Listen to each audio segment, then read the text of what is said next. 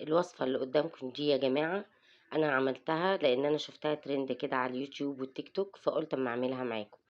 بس بصراحة هي معجبتنيش خالص، مش معجبتنيش لطعمها أو كده، لا هي طعمها معقول بس هي مش سجق يا جماعة.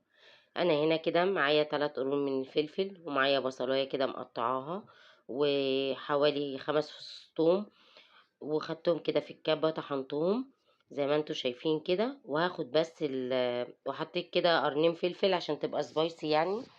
وبعدين هعصر بقى البصل ده، هصفيه خالص هو والفلفل، وهشيل المية بتاعته، وهاخد التفل بس.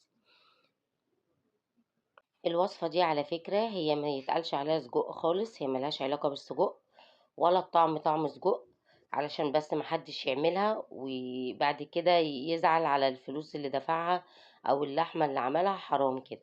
انا هنا كده معايا كوبايتين من